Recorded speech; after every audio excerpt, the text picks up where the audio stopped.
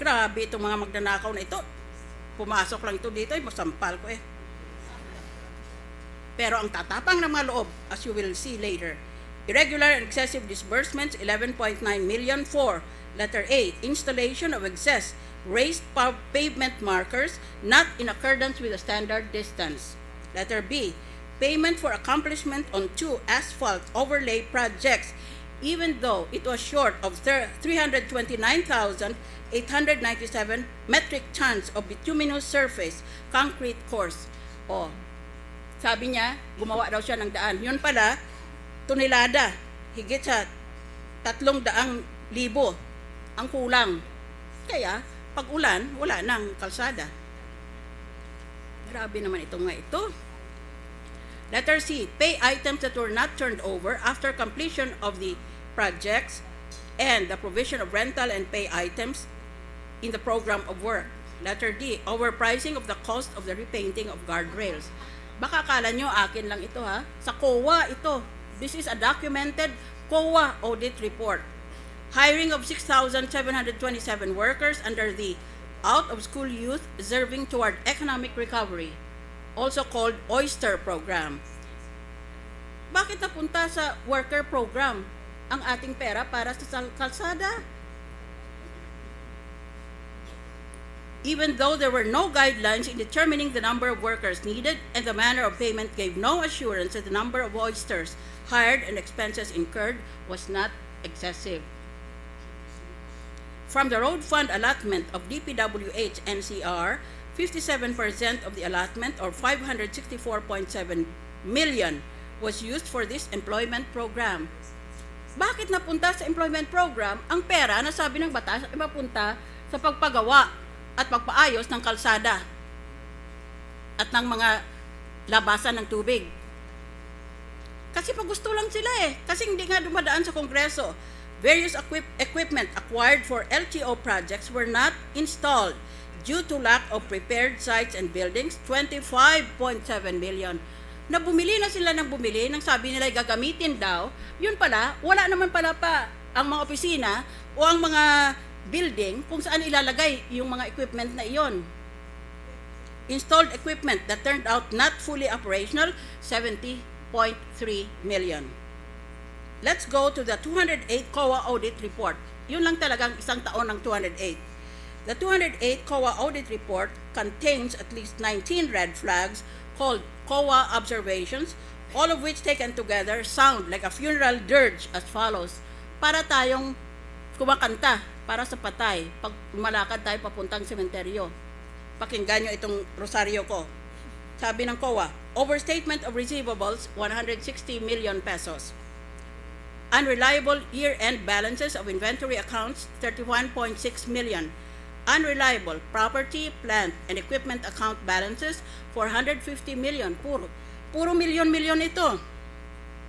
Invalid MVUC charges, 76 million. Irregular issuances of gasoline to private vehicles and non-compliance with prescribed controls on fuel consumption, 0.84 million. Irregular and excessive disbursements, 12 million. Juggling of funds for national, 2 provincial roads, 10 million. Unused balances of funds in Region 1 were not remitted, 0.56 million. Warranty security was not posted for completed projects in Region 5 and 11, 57 million. Overdraft in allotment by DPWH regional offices, 1.47 billion pesos. Repeat, overdraft in allotment by DPWH regional offices, 1.47 billion. Please allow me to stop here just for a short while. As a lawyer, I can only be aghast. Even as I speak, I have trouble restraining myself from running amok at the 1.47 billion overdraft. Matino kang Pilipino, makikinig ka ng ganito. Sobra ang ginastos nila ng higit sa halos 1.5 bilyong piso. Bali wala lang sa kanila. Basta pirma sila ng pirma. This overdraft was caused by the road board's delay in submitting the special budget to the DBM. As a result, the DBM was forced to issue NCAs, Notice of Cash Allocations, without SAROS. And consequently, DPWH issued NTAs without AAs to the regional and district offices.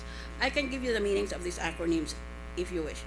In other words, because of lack of necessary documents, the road board incurred an overdraft in allotment of 1.47 billion pesos.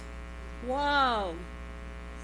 Palagi na lang kami inatake sa Kongreso. Tingnan mo itong ginagawa nitong mga ito, hindi man lang sila hinalal ng tao. At walang tumitingin kung anong ginagawa nila sa pera ng gobyerno. Ano itong mga ito? Namatay at pumunta sa paradiso? In other words, because of lack of necessary documents, the road board incurred an overdraft in allotment of 1.47 billion. Mamaya, sasabihin ko sa inyo kung ano ang ginawa nila sa perang mga ito. An overdraft is strictly prohibited by the Administrative Code.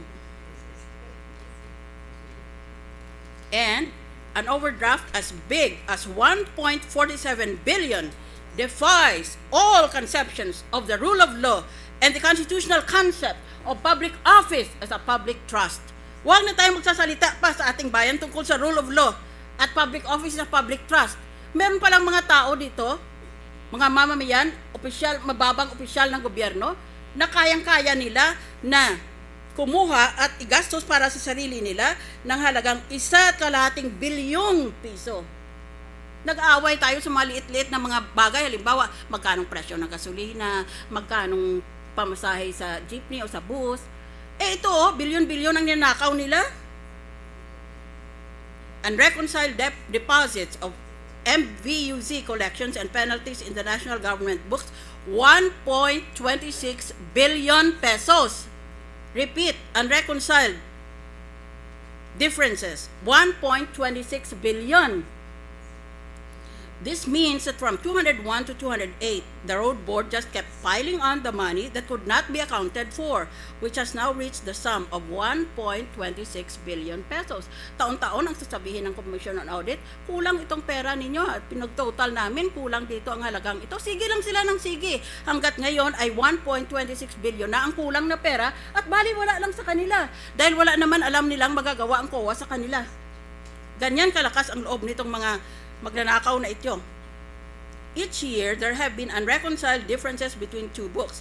The first book is the record of the collections and deposits reported by LTO to the road board.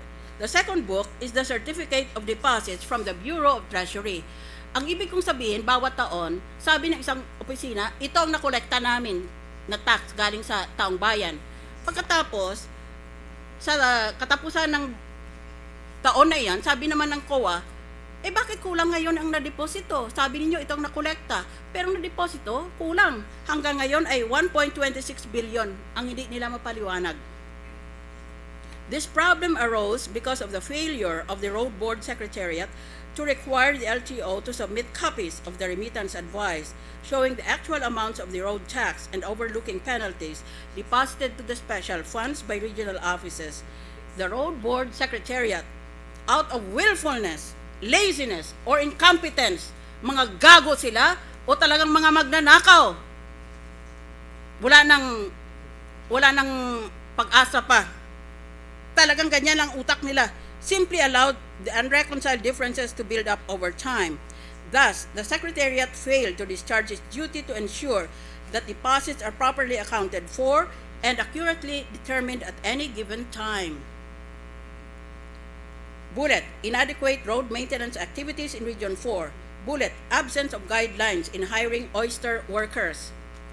Aba, nag-empleyo sila ng 7,000 tao na sabi ng batas, hindi yan ang dapat papuntahan ng ating pera. Unimplemented MVUC projects, 57 million. May mga proyekto sila pero hindi nila tinatapos. Pag nakuha na nilang kickback, wala na silang interest pa. Unfinished MVUC projects for more than 2 years, 5.7 million. LTO Motor Vehicle Inspection System project not operational. Bullet, 15 sets of smoke testing equipment procured by LTO Region 11 in October 207 were idle or not utilized, 5.58 million. Bullet, slow or delayed implementation of the DOTC Special Vehicle Pollution Control Program. Bullet, unremitted taxes withheld, 1.9 million. COA conclusions. Nag-hearing kami. Tinanong ko sa COA, sabihin nyo sa akin, dahil sa notebook ninyo ng mga statistika na ito, Ano ngayon ang masabi niyo tungkol sa road board? 1. The road tax has failed to fully achieve its objective.